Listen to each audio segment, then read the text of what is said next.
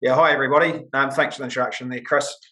As you'll see when you open up the protocol document, this is the shortened version, which is the protocols without the resources attached inside. There are two versions which are available. One is the protocols with links to all of the resources and documents which are, there as guidance on how to apply these on site.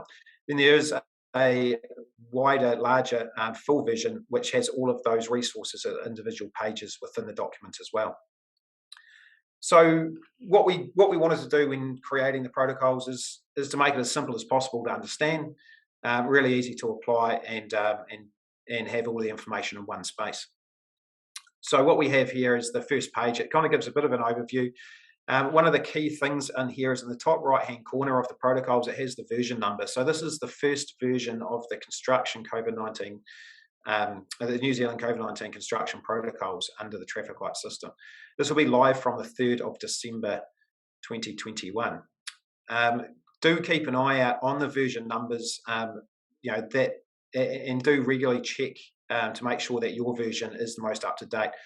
As we found with the alert level protocols, there's a lot of updates from the government that are ongoing as we operate inside of these. There's also a lot of learnings from within the industry about how these protocols are applied on site and potentially better or clearer ways to communicate the protocols. So we do often get together as the working group and update the content in here. There will be a version control up in the top right, and there will also be some updates to what has been updated inside of those versions as well on this front page. So do take note of that front page for that reason. As we go through the document, the first page, and this is an important page for us, and we kind of went back and forth. One of the key things that is different between these protocols and the protocols that we've seen under the alert level is around businesses being able to operate under all levels. One of the key things to consider around operating under RED is the risk assessment tool to assess whether vaccination should be mandatory for roles or on site. We wanted this up front. There is a link to this risk assessment in this page. If you click through to the risk assessment, this is an example risk assessment, which will be opened and downloaded as an attachment. So you will need internet access on the shortened version to open that up, and Chris will take us through the risk assessment process a bit later on. But it is a really important part of these protocols as it identifies what controls a business will need to implement under the traffic light systems to operate. As you see on this front page, we have down the bottom the three different zones: red, orange, and green. Then on the right hand side, there's also additional controls. If you follow the arrows across based on the outcome of a risk assessment, where there has been a risk assessment carried out and the site does not require mandatory vaccination on site, then additional controls should be implemented. So we'll get to that a little bit later, and that's where there's the difference between zones, between operating in different zones, with what additional controls are required under a vaccination. If we go through, and this is an interactive PDF, it is designed to be used as a PDF through a computer. It's got clickable links, although we did consider as well that a lot of people will be printing this out. So all of the information is available through the full document without having to click through. Operating under RED. As you'll see under here, this is the RED protocols for operating a site where vaccination is mandatory. But a lot of these will be familiar. It's nothing different to what we have seen on site during the alert level protocols. It's just a different makeup under the different zones. There are a lot of restrictions which have been taken and removed out of here, which will no longer apply unless there is additional controls required under a non-vaccinated site. How to read these is to go through, find out what zone you're operating in under your site, go to the zone of which is related to your site, and then this will give you an outline of the processes that are required for that site. As we move down into orange, you see here that the protocols are reduced to be reflective of the lesser restrictions on site due to the lower alert level. And then as you go to green, again, reduced requirements. One thing that is consistent throughout these 3 pages is up on the top right-hand side, there is a supporting resources link, which will take you through to a page a little bit lower and give you access to supporting resources. The other thing that is consistent is this red text, which talks about the risk assessment that we discussed earlier and about what additional controls are required where a risk assessment has been undertaken and a site does not require vaccination. So these additional controls are laid out inside of this additional controls page. These are suggested additional controls, which will depend on the level and depend on the outcome of the risk assessment that is conducted by the business. These controls could be implemented in order to manage a non-vaccinated site above and beyond the controls that are already listed inside of the alert level controls. So these aren't in replacement, these are on top of the controls listed in the red, orange and green alert levels. Again, it's not a requirement checklist of things that have to be in place. These are suggested additional controls that a site can implement based on the outcome of their risk assessment. From there, the next page is also the supporting resources. So here what we've tried to do is make it really easy for people to access the information that they want and that they need without getting too much other information in the way. So here we have supporting resources listed out for supporting resources to help implement the protocols on site. So for employers or for managers on site that are looking at assistance for how do we actually take these protocols and implement them onto site. And then we also have a little list on the side there, which are guides for workers. So what is relevant to me as a worker, and what do I need to know around operating within the COVID framework. These, as you will see, for posters and signage, will take you through to an additional page, which gives you a list of posters and signage available. Let's say this is a vaccinated site and you want a poster. What we've done is created a link which will again take you through to a download online. If you're using Google Chrome, it shows up down the bottom,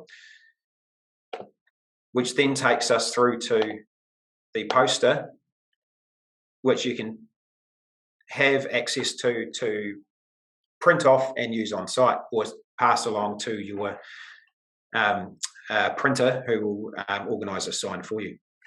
This is a little bit different to the original protocols, as the original protocols all had them inside of a document, which means that people had to manipulate the PDF in order to get just the information that they wanted.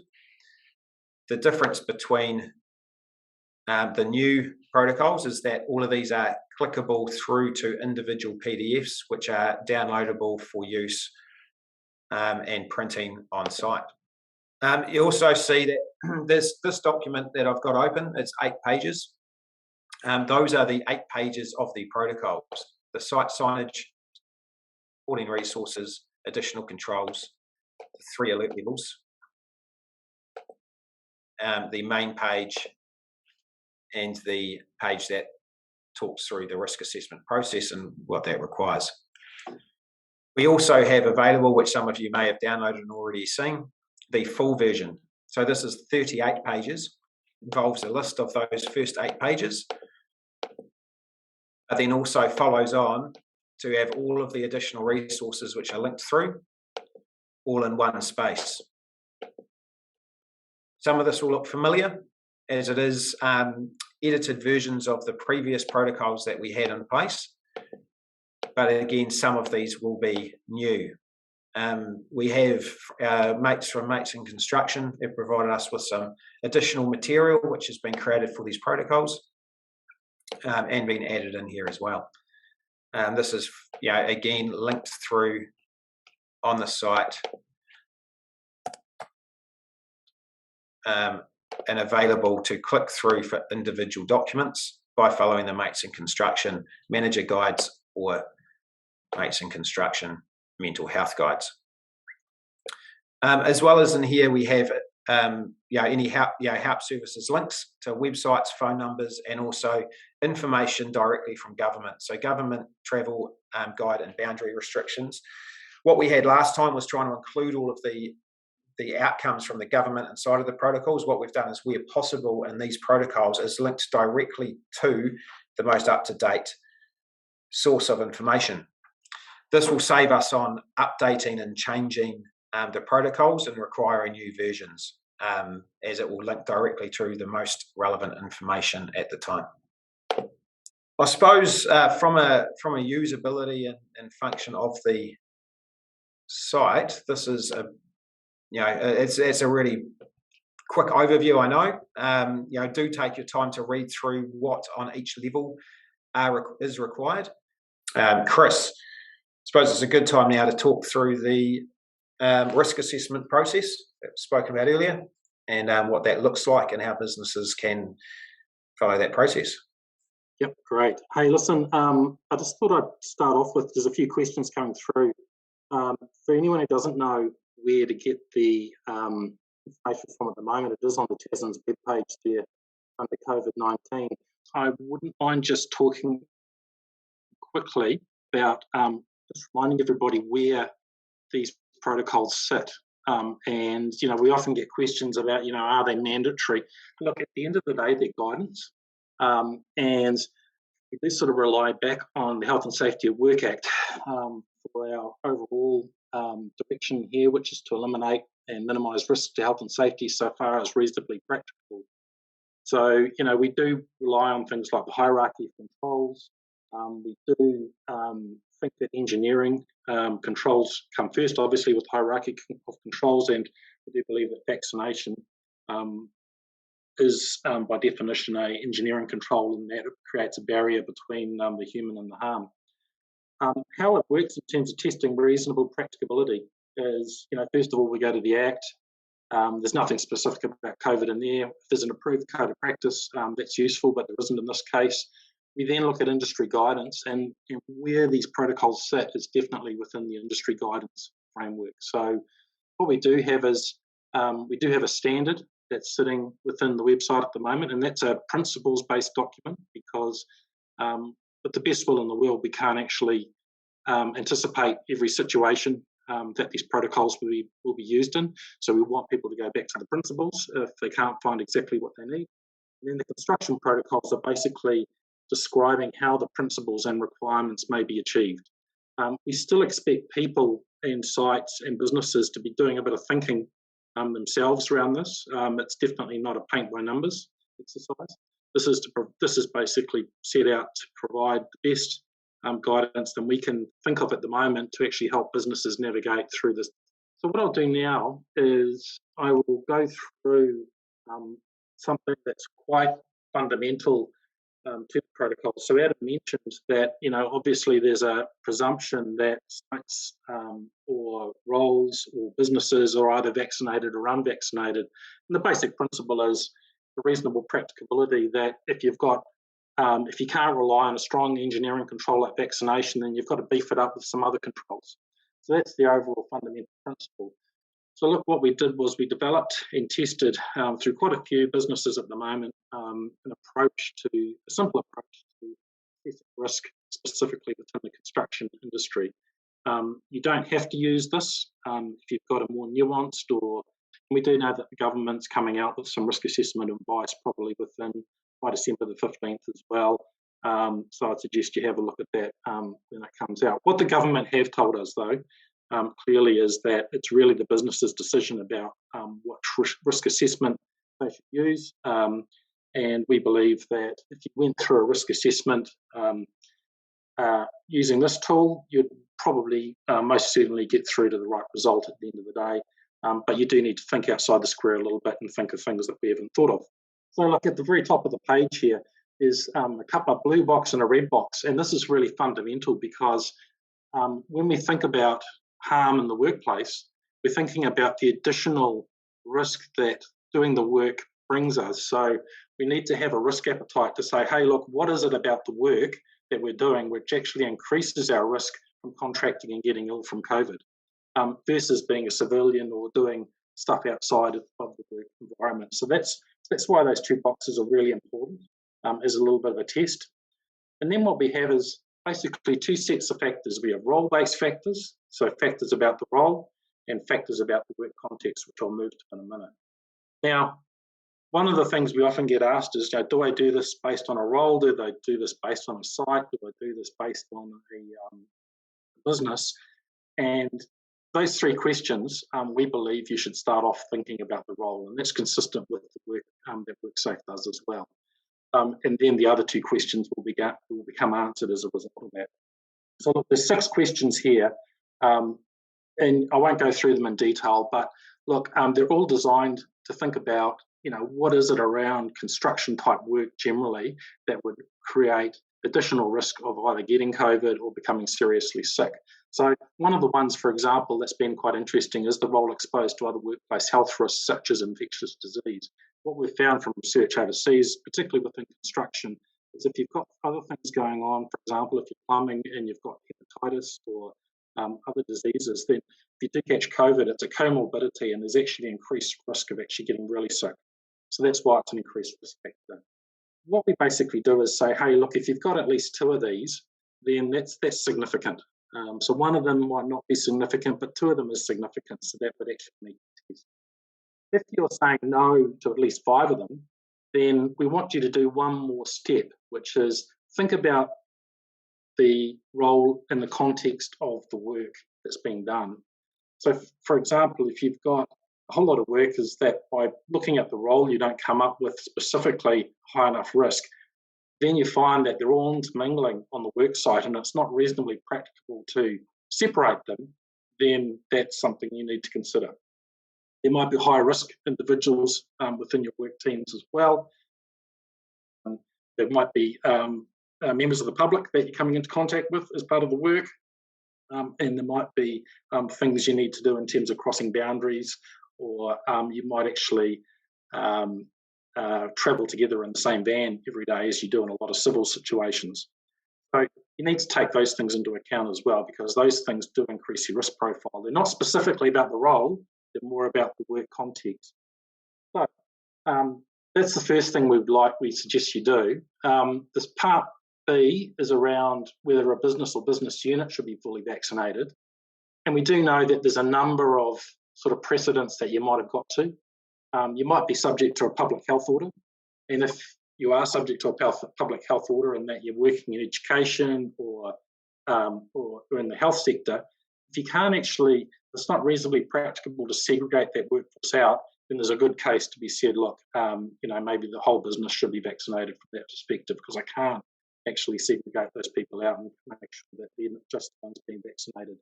Same principles through public infrastructure, for example. We know we've got a case with Watercare at the moment where if most of Watercare went down, we'd have some serious issues with public services, for example. You might also have some roles from Part A that are a significant part of your business that you can't actually segregate from the rest of your business.